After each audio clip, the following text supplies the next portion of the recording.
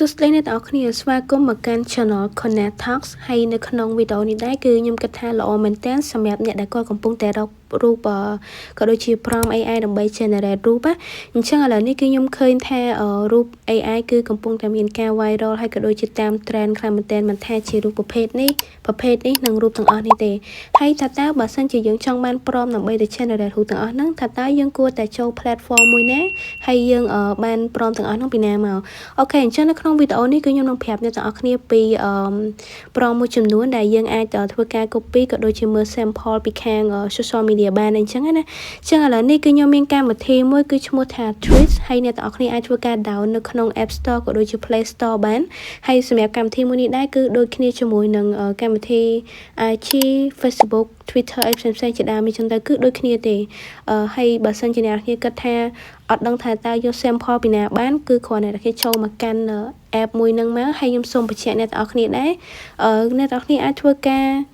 log in ជាមួយនឹង account របស់យើងបានព្រោះហ្នឹងគឺ auto connect ជាមួយនឹង Facebook របស់យើងហើយ IG របស់យើងដែរទេបើនិយាយទៅអាចថាជាកម្មវិធីមួយនៅក្នុងក្រុមហ៊ុន Meta អញ្ចឹងអ្នកនរគ្នាអាចធ្វើការ log in បានហើយនៅពេលដែលចូលមកដល់ new feed របស់ Threads ហ្នឹងខ្ញុំហ៊ានធានាឲ្យអ្នកទាំងអស់គ្នាគឺសឹងថា 100% គឺ new feed ហ្នឹងពោពេញទៅដោយ AI តែម្ដងបើនេះថាគឺជារូប AI កំពុងតែ viral ខ្លាំងអីអញ្ចឹងណាអញ្ចឹងអ្នកគ្នាចង់បានរូបប្រភេទណា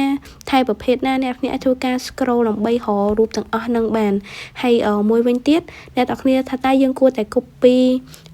prompt ទាំងអស់ហ្នឹងពីណាមកអញ្ចឹងនៅពេលដែលអ្នកទាំងគ្នាឃើញជាមួយនឹង prompt យើងអាចទៅ copy នៅក្នុង caption ក៏ដូចជានៅក្នុង comment ផ្សេងបានន័យថានៅក្នុង comment មួយចំនួនដែលតាក់ទងជាមួយនឹង prompt AI ពីព្រោះអ្នកគ្នាអាចមើលដឹងថាតើរូបទាំងអស់ហ្នឹង AI ឬក៏មិនមែន AI គេនឹងប្រាប់យើងថា prompt អីខ្លះឬក៏ជា AI info ដូចអ្នកទាំងអស់គ្នាបានឃើញនៅក្រោមអក្សរនេះអញ្ចឹងយើងអាច copy រូបណាក៏បានដែរដែលអ្នកទាំងគ្នាស្រឡាញ់ហើយមួយវិញទៀតបើសិនជាក្នុងករណីថាយើងចង់បានរូប AI ដែលកំពុង trend ខ្លាំងអ្នកទាំងគ្នាក៏អាច search បានដែរដូចកន្លែង research របស់ខ្ញុំអញ្ចឹងគឺខ្ញុំបាន search ជាមួយនឹង AI trend អញ្ចឹងយើងអាច search មកហើយយើងអាច select មួយណាក៏បានដែរយើងអាចចូលទៅមើលនៅក្នុង comment ដើម្បី copy ជាមួយនឹង prompt ទាំងអស់ហ្នឹងបានអញ្ចឹងពីច្រើនអ្នកដែលគាត់បានផុសហើយគាត់តែងតែតម្លាក់ជាមួយនឹង prompt របស់គាត់ហើយអូខេអញ្ចឹងឥឡូវនេះគឺដើម្បីយើងអាច generate រូបទាំងអស់ហ្នឹងបានគឺខ្ញុំនឹងធ្វើការ copy prompt មួយពីរូបរបស់ខ្ញុំដែលខ្ញុំបាន generate ហើយចូលទៅកាន់ Gemini ថាតើវាចេញមែនអត់ហើយវាចេញដោយរូបហ្នឹងវាស្តៀងយើងឬក៏របៀបណាអញ្ចឹងណាអញ្ចឹងឥឡូវខ្ញុំចូលទៅកាន់ poster របស់ខ្ញុំហើយខ្ញុំក៏មានរូបដែលខ្ញុំបាន generate រួចហើយមួយដែរហើយយើងនឹងទៅ generate ម្ដងទៀតដើម្បីបញ្ជាក់ឲ្យអ្នកទាំងអស់គ្នាឃើញថាតើរូបនឹងពិតជាបាន generate ចេញពី prompt នឹងមែនឬក៏អត់អូខេអញ្ចឹងបើអ្នកទាំងអស់គ្នាមិនទាន់ជាមាន app Gemini ទេអ្នកទាំងអស់គ្នាអាចធ្វើការ down នៅក្នុង App Store ឬក៏ Play Store បានហើយបើសិនជាអ្នកទាំងអស់គ្នាគិតថាខ្ញុំអត់ចង់ down កម្មវិធីទេខ្ញុំចង់ចូល website បានអត់បានដូចគ្នាអ្នកទាំងអស់គ្នាគ្រាន់តែចូលទៅកាន់ Safari ក៏ដូចជា Google មកអ្នកទាំងអស់គ្នាអាចប្រើ Gemini បានដូចគ្នាអត់មានជាបញ្ហាទេអូខេអញ្ចឹងឥឡូវយើងចូលមកដល់ភ្លាមគឺថា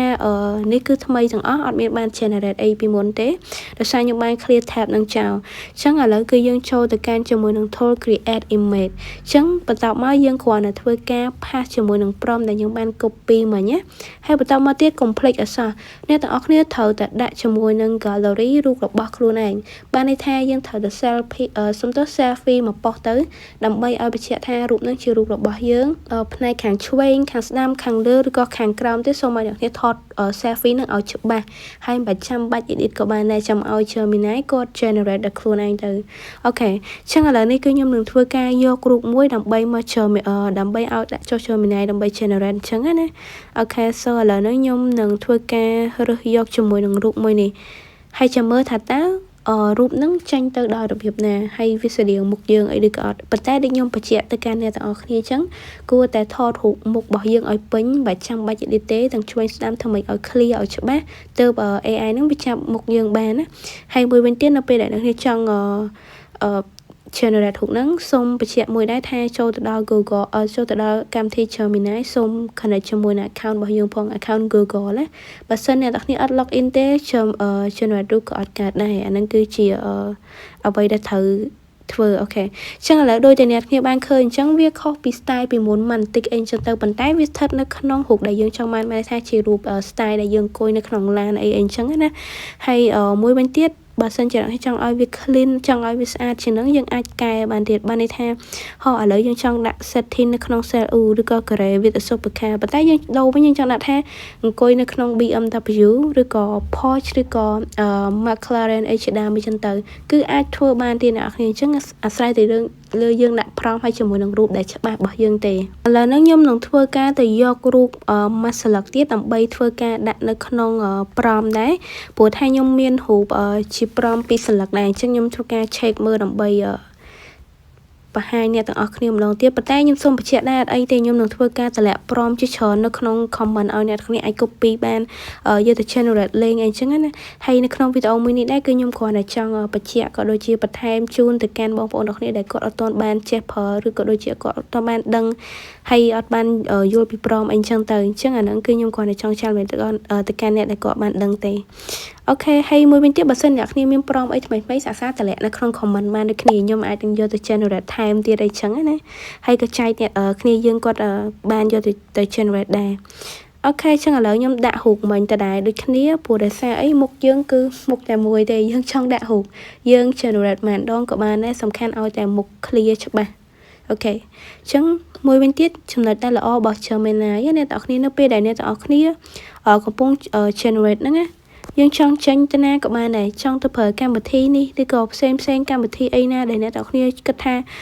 ចង់ប្រើបានអីគឺបានទៀតហើយយើងចាំពេលតែបន្តិចទៅយើងអស់ TikTok យើងអស់ Facebook អី scroll social media អីផ្លែទៅគ្រាន់តែពេលយើងចូលទៅកាន់ app Gemini វិញប្រហែលជា10 second អីគឺអាចនេះបានហើយអូខេចឹងឥឡូវនេះគឺយើងបានជាមួយនឹងរូបដែលថ្មីមួយទៀតហើយជាមួយនឹងប្រមមិញហ្នឹងចឹងអានេះបើសិនជាអ្នកនេះចង់បានរូបហ្នឹងអត់អីទេខ្ញុំនៅតម្លាក់នៅក្នុង comment ប្រមនៅក្នុង comment ដែរហើយបើសិនជាថាមនុស្សផុសថាតើគាត់បានប្រមនឹងដូចគ្នាមែនអត់បានយើងអាចដាក់ change ពី woman ទៅ man វិញបានឲ្យគ្រាន់តែ change តែប៉ុណ្្នឹងទេហើយយើងអាចបន្ថែម short hair ឬក៏អាច show ជាមួយនឹង sample